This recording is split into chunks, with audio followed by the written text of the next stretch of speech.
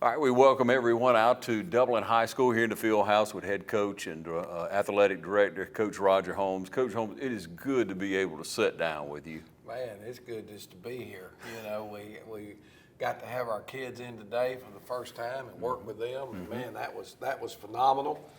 A lot of hoops, you know, and I guess we'll talk about some of those, but a lot of things to do and so on and so forth. But you know, it's really good to see the kids. They're excited to get back. They want to do some positive things, I know. And hey, day one's in the books now, so we'll see how it goes from here. Yeah, Coach, it's the second week of June you've done unable to do anything. I mean, who's been able to work out? Who's been able to really or taken the initiative to do anything at all? And here come your players back in now. You put them through the mill, I'm sure, today. Not really. You know, we lifted weights in the weight room about 40 minutes. We had a small running program. I think our kids ran 4 20-yard sprints, 4 40-yard sprints, 2 60s, 2 80s, and 2 100s. You know.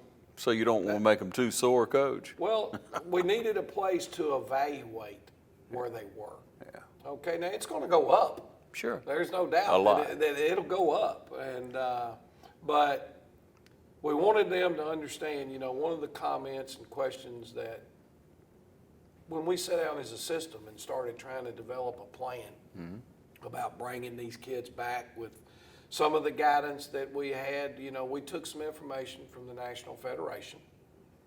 We took information from Georgia High School. We have relied heavily on Dr. Kraft and our local health department and guidelines and things that we needed to do. And one of the questions right out of the gate was, is it even worth bringing our kids in at this time with any risk and things that are going on? And I think my first answer to that was, we're in the educating business. You know, we're here to help these people with other things other than just what they can learn in a textbook. I saw and I brought up that I had read in a news report where the state of Georgia has been, through the phone systems or whatever, they've been able to track all counties on how well they're doing on their social distancing. Lawrence County was one of the 8 or 9 counties in the state of Georgia that received an F on social distancing in the county as a whole. To me, our young men showing up, them seeing us with your mask, with requiring social distancing, with requiring the sanitation and the cleaning and all the things that we're going through as coaches. All right. Hopefully, those kids will go back and they'll help educate other people within the community. Might be mom and dad, might be brother and sister. But hey, this ain't the way to do it now. We've got to take more precautions in what we're doing. So hopefully that helps educate, because I remember my oldest daughter was bad about not wearing a seatbelt. And she was learning at school about wearing a seatbelt. And she gets in the vehicle with me and she looks at me one day, just kind of straight up, and she says, "Buckle up for safety." That's what she had learned, buckle up for safety. And that's coming from a young girl that's in the 2nd or 3rd grade. Well, from then on, when I get in the car, I buckle up. So maybe our kids seeing this, you know, you can go to the local gyms. It's been somewhat frustrating we're telling them, no. Don't be on that campus. No, you can't come in the field house and work out. And you slip back by here at 7 o'clock in the evening and there's 30 kids who've gathered up and they're out on the fields playing. So we know that they haven't been doing all the things that we need to do to be safe.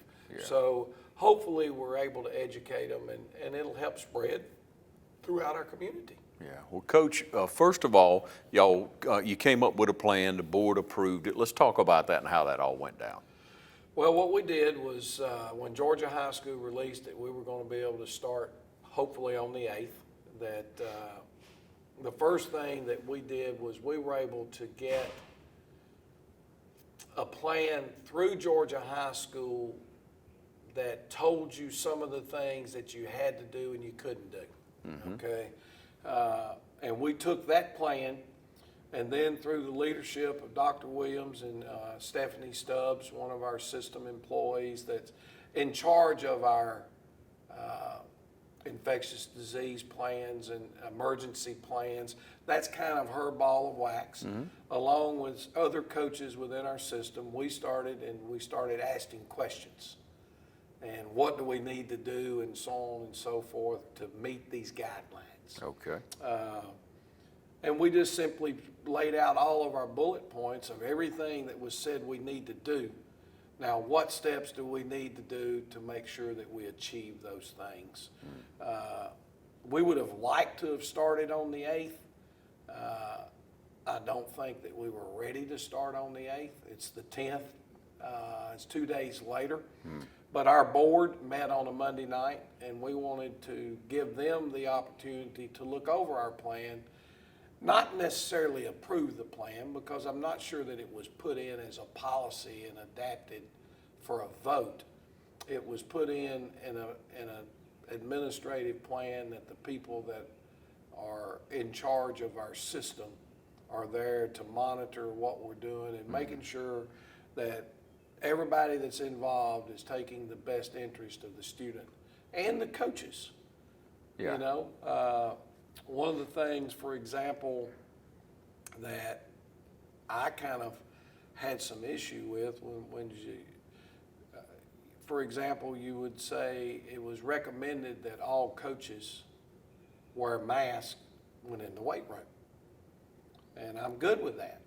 But my question to that was, wait a minute, the mask is supposed to protect others from you. Okay, it's not necessarily you're protecting yourself from them, it's protect the others from you. And with all of our young athletes reporting back today, Yeah. we don't know where they've been, we don't know who they've been with, we don't know any of that type of thing. And for me, the safety of all. So let's just all wear a mask. If we're indoors, we're going to wear the mask to protect the coaches, to protect the players, to protect everybody. Now, when you're outdoors and you're able to spread out further, we had to, for example, when our young men get here, number one, when they get on the bus, they have to have a mask. Okay? When they get to school, they get off the bus, they walk around to the back of the building. We don't come through the front door because Georgia High School says that outside guests are not allowed in the facilities while the workout's going on, because you're screening everybody else. If somebody else just walks in, now you've lost your screening. Okay? So we have that, so our kids go to the back of the field house, they line up.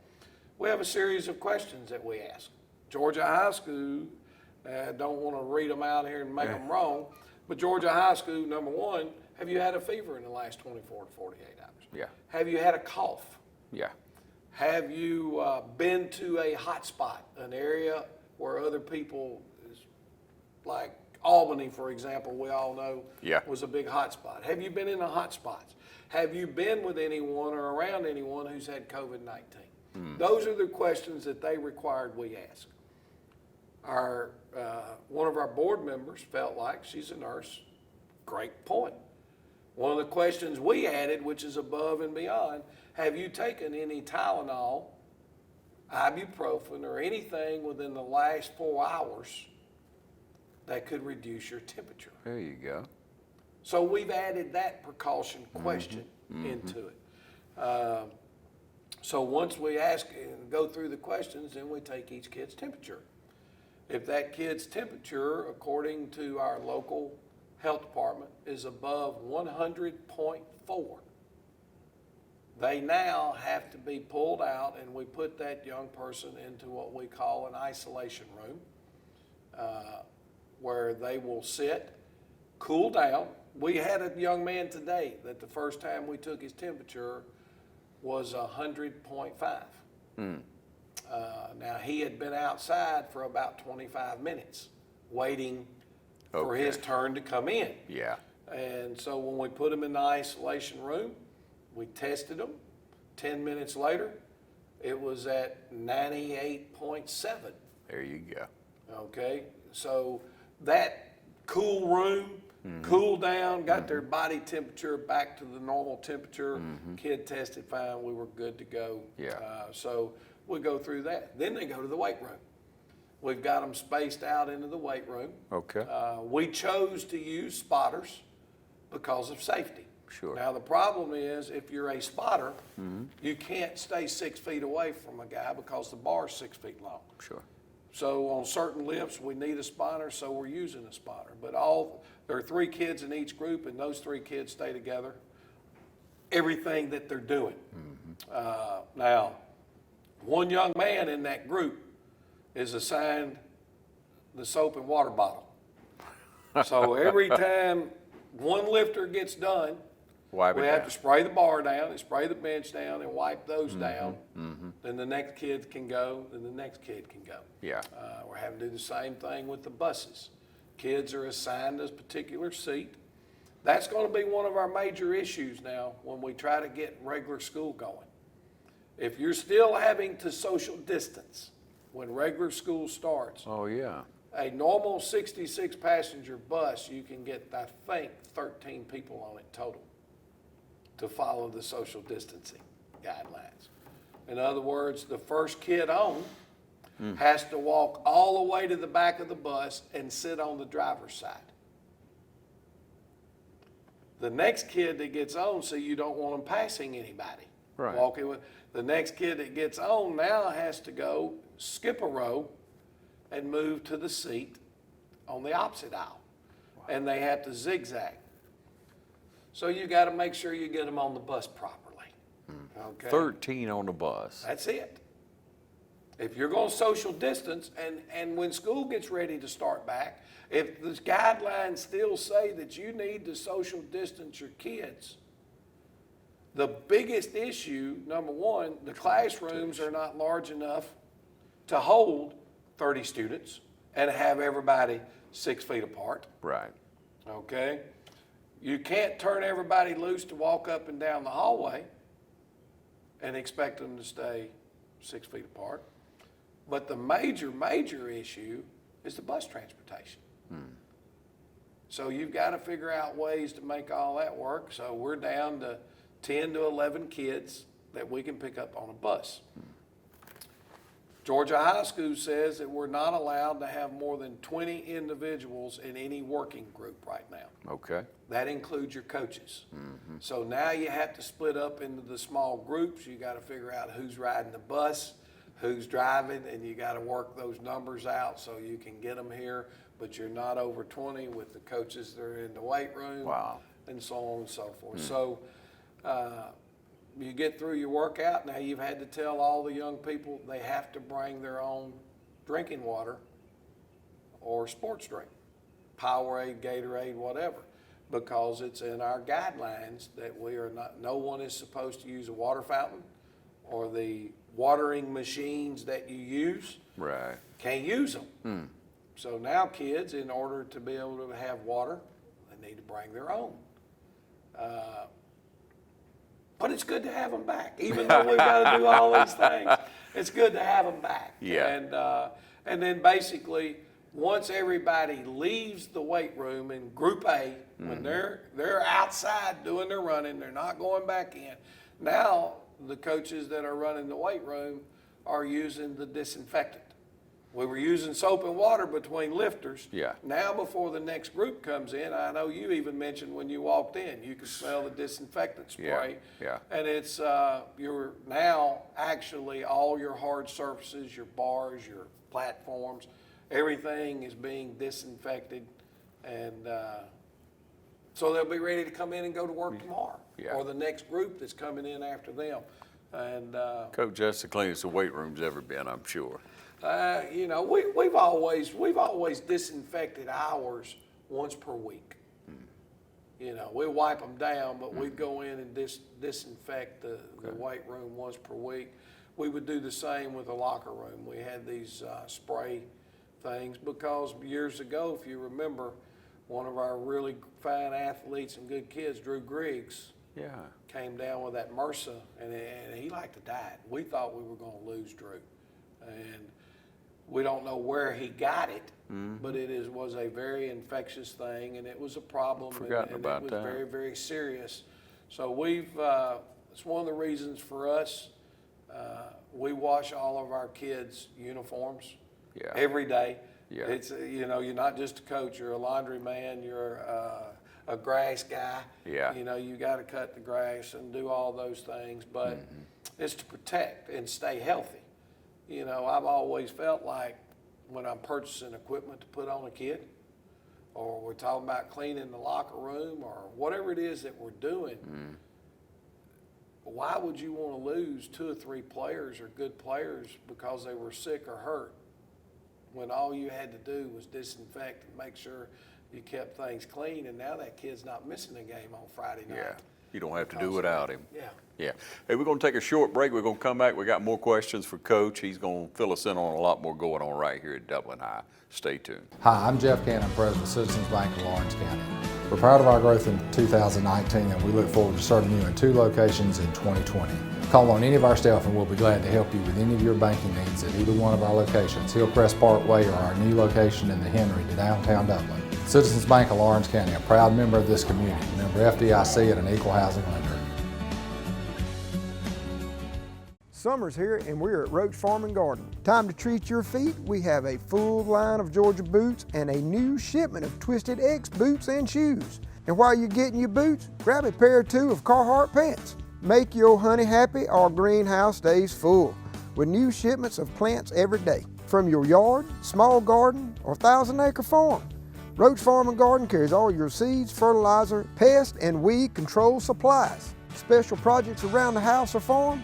Roach Farm and Garden has all your bolts, screws, nails, welding, and electrical and plumbing supplies. Don't forget, we have a full line of pet supplies and feed for anything from chickens all the way to horses. While you're in, check out our new batch of bunnies. So come check us out at Roach Farm and Garden, 2 locations, Dublin and Wrightsville.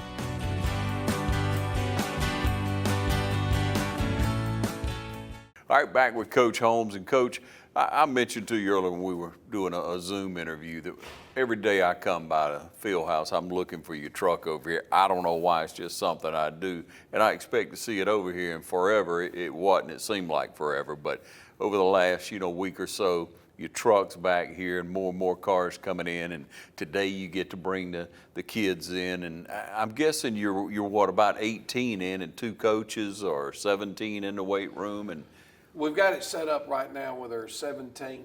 I've got 2 coaches in the weight room. Georgia High School gave us the go-ahead that the head coach could actually be with every group. awesome. Or the school's athletic director could be with every group. So we scheduled it in where there's 19. If some groups were a little smaller than that, but there was 19 counting the student athletes, the 2 coaches I've got in the weight room, and then myself made 20. Yeah. Now, what we did, and they gave us the go-ahead with this from Georgia High School and cleared it up the other day. If your middle school, for example, is on a completely different campus, now they made that clear. Yeah. It can't be the adjoining Building. lot. Right. Has to be a different campus. Okay. Across town, whatever. So if you have that scenario, you can have another group of football players going at the same time at another facility. So we've got 2 groups going on. We've got a group at the high school, we've got a group at the middle school, which today I think we finished up our last group at 140. If we did everybody here, we would finish up at 440 every day. Yeah. So we felt like for the coaches, it was better for us to split up and have it going as best that we can. You know, it was a little bit tough not being able to come in every day. I actually took all my computer and I moved everything to the house and I worked from the house, because when all this stuff went down, you know, I made this comment to some people that were, some coaches that were fussing and griping, and we shouldn't have to do this, we shouldn't have to do that. There are a lot of football players who might not agree with what we're telling them they need to do to help our football team win. You know, that's what we constantly preach. Sure. You got to be a part of a team. Right. You got to do This your is what part we of the need you to team. do to win. Well, when our CDC and our people at the top are saying we need you to isolate, we don't need you out, we need you to stay at home, I felt like as a team player, this is no different than me asking a kid who wants to play running back, and I tell him he needs to play offensive guard. You know, you got to be able to do what's in the best interest of the team. And being a team player, I felt like if they told me I needed to be staying at home, I stayed at home. I got more work done in my office at the house than I've done there in a long time. I bet you have. I ain't gonna say that I really liked it. Okay, it wasn't the same because when I'm here, I'm pretty focused. When I'm at home, All right, I wanna go but do Coach, this and that. you know most of the other teams and who's coming back with them. Did you look at any of that? Can you beat everybody on paper is my question. The question is, to be frank with you, I watched some film. I didn't watch a lot. And I never do on our opponents during the summer. You know, and it's going to be a little bit different because we've got so many new teams on our schedule. The only team that the two that we've ever played is Dodge and Northeast. Everybody else is basically new. Well, I can watch the film, but at the end of the day, for me, this time of the year, spring practice, summer, it's about getting Dublin ready. Just take care of your own team. Get them Ready. to be ready to play. Yeah. And then the 2 weeks before we get ready, let's get the film out. Let's get the game plan going and so on and so forth. So for me, I feel like we have time to prepare as long as we're ready. As long as you prepared. Huh? So let's get Dublin ready to go. Yeah. And So looking at what you have back, Coach, how do you feel about things, and where are your questions? Where are your holes? we have questions everywhere, you know, and we've split our kids up in these groups. Like the first group that was in this morning is all of our offensive linemen and tight ends. That's Group A. That was kids who played last year, were on Dublin's football team last year. And I told them, you know, there's never going to be a great football team that doesn't have a great offensive line. Got that right. You've got to have it. You know, back when you and I were in high school playing football, there was this old saying out there that defense wins championships. Well, I don't believe you can win a championship without a great defense. But there's going to be 2 or 3 games throughout the course of your season now that if you're not able to score 28 or 35 points on a given night, you're going to lose a game. That other team is just going to have your number. Yeah. So you've got to be good on offense too. So I told them today, I said, you know, man, I'm not concerned that you hadn't lifted a weight in 3 weeks. I'm not concerned that you're 4 weeks or whatever it is and you haven't ran. We got time to get that fixed. I said, the number one place that we're behind is that we graduated all of my offensive line. I think we're going to have good skill kids. But because we did not get to have that 10 days of spring practice where you can really evaluate all these linemen who were backups last year, and I told them, I said, you know, a lot of y'all played, but you never played when it was a difference in whether we won or lost. Right. That's a difference. When you're getting to play in the fourth quarter, you're getting a play or two here or there, but the game was over. Yeah. We were up 28 points, whatever it is, and you're getting reps.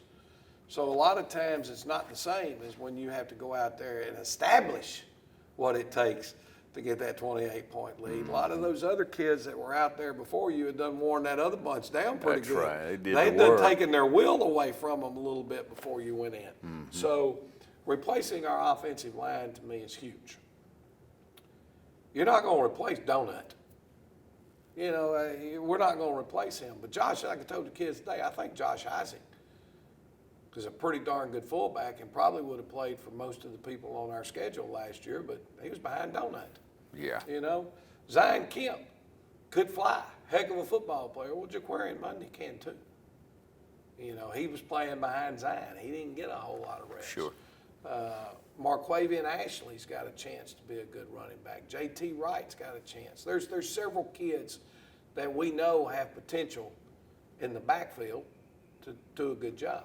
Now, as I also told them, as worried as I am about it, there's a beauty when you know you got two kids coming back to play quarterback that were both starters for you last year at some point. Right. So having those kids back are huge. You know, I remember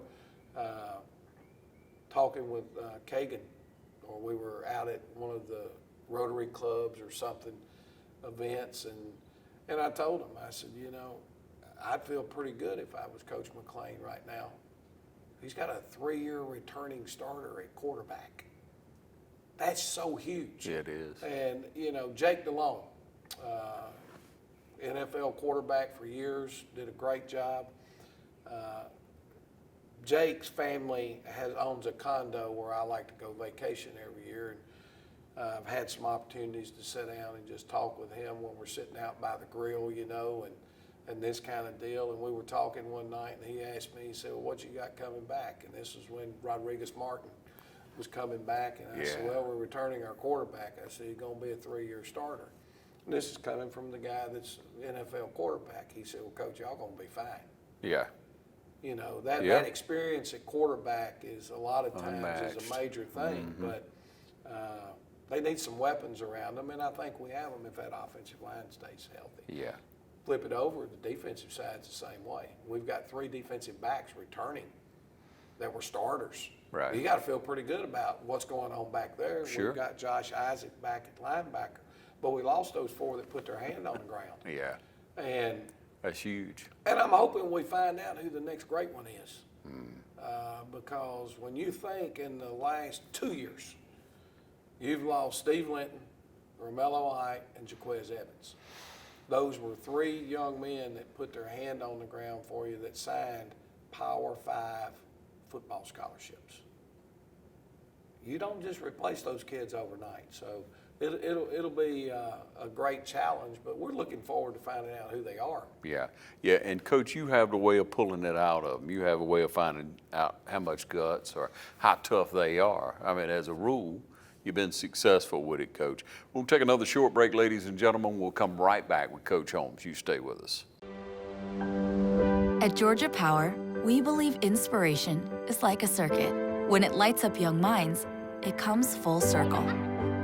That's why we teach future generations about science and energy efficiency through our Learning Power program.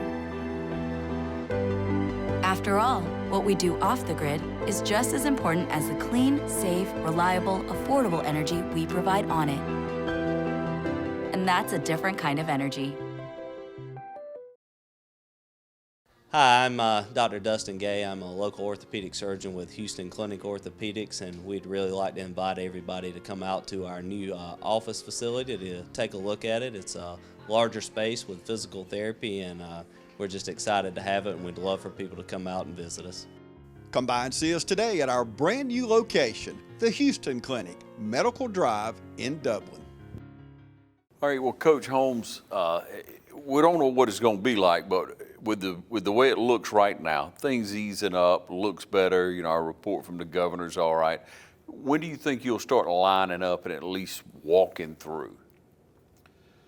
There have been some, I want to call them rumors right now because it hasn't been confirmed. So you know how you kind of hear some stuff rumbling in the background. Yeah. And I don't want to step on anybody's toes when I say this, but the feel and some of the conversations that's gone on through coaches across the state. And I think they've kind of got this word from the horse's mouth. And they actually even encouraged us with this in the last correspondence they had. The Georgia High School plan that they put out will be a very fluid plan that can be changing possibly even weekly as to the more things that we're able to do. There was a rumor out there that they almost held off for 3 or 4 days to release their plan because there is belief that our governor is going to raise the numbers to like 50. 50 people will be able to gather. Well, when they do that, Georgia High School will run that on down to us like we're in groups of 20 now. If the governor raises the limits to 50, then we'll be able to get 50 people together. Yeah. I believe this. I don't, like I said, I don't have it in writing. I believe that Georgia High School would like, for barring any regressions, they would like to be able to see the high school football programs and the other fall sports programs to be able to start working normally with some guidance, but normally when we come back from that 4th of July dead week. You know, I believe that if we're able to get back closer to normal, you're able to use a ball, you're able to run plays, kids are able to block a dummy. Yeah. You know, if you're able, if we're able to get some of those things done starting the first week of July, I think everybody will be good. Yeah. You know, this is smart what we're doing right now because the physical conditioning is bad. The kids are in bad shape. You know, they've been couch potatoes. Yeah. You know, we've been worried about some kids gaining weight. Guess what? When they walked in today, I thought, ooh, you know, now it's not hard body weight. That's right. But so Yeah. I'm hoping that we get to start back then. You'll firm it up though, Coach. We're I'm gonna sure try. you will. Coach, you talked a little bit earlier about your schedule being different. Before we go, Coach, let's talk about what that schedule looks like and what fans can look for this year. Well, I can't tell you my schedule, okay? I haven't even, but I know we're opening up with Dodge County, which is Dublin's oldest rival. Right. Our other non-region game is Northeast out of Macon. Northeast, evidently when all the Macon schools got together, they were kind of one that got left holding the bag, didn't Yeah. have somebody to match up with. Yeah, they took you. And they've been very darn competitive, and they didn't shy away from wanting to play us any one bit. I know their middle school this year ran away with the Macon-Bibb County Middle School Championship. All right. They won every game by more than 35 points, and they feel very comfortable with their upcoming program. grades. Yeah. And Yeah. so that's our other non-region game. Now our new region that we're going into, and again, I can't remember the order. Okay, and like I told you, I mean, this time of the year for me, it's about getting Dublin ready. But Wheeler County, Montgomery County, Troutland County, Wilcox County, Dooley, Hawkinsville, Johnson County. Those are the schools that we have that are in our region. I know this, Johnson County had a very solid year last year, made a good playoff run. Yeah. I think they had 2 ninth grade running backs who both ran for over 1,000 yards. So they're going, I know, and we've played them in the past, and that's going to be a big rival game. Sure. There'll be a good crowd for that one. There's no ifs, ands, and buts about it. Telfair County, they've been pretty solid now for the last 3 or 4 years.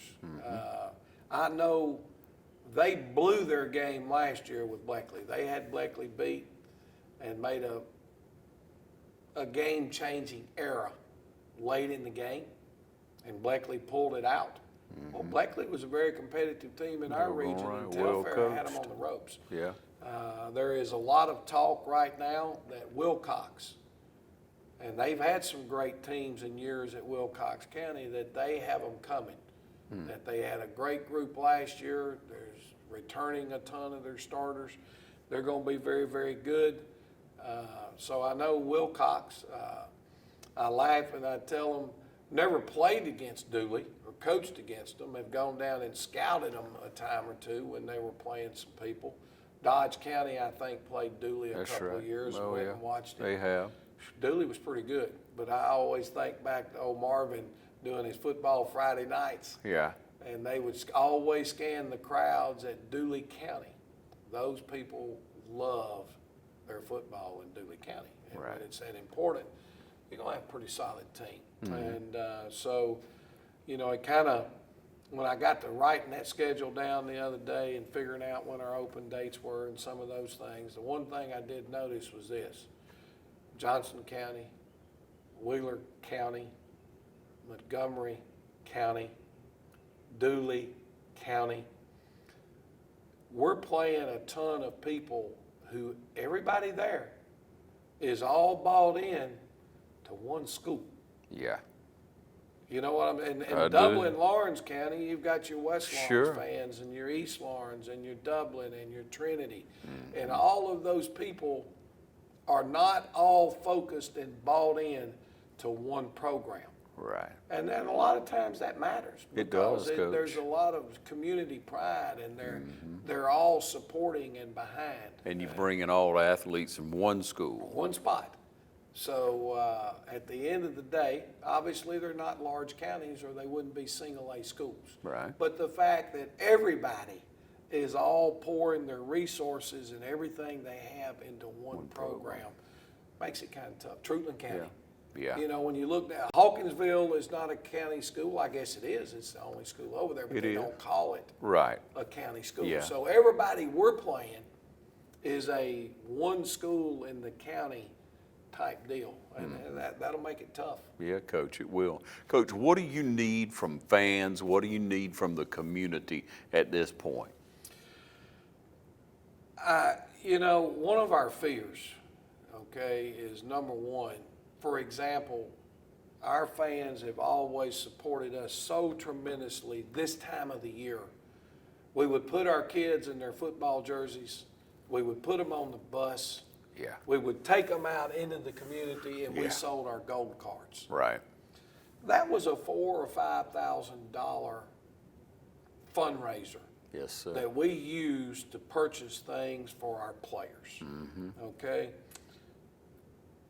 We can't take our kids and put them on the street now going door to door. So from that financial end, there's a big hit, okay? I feel so much so right now, and I totally understand. If I'm a local business and I've been shut down for 4 or 5 weeks, and people are coming by, hey, can you buy a football program ad? Can you do this? Can you do that? You know, so I'm a little bit concerned about our normal fundraising abilities.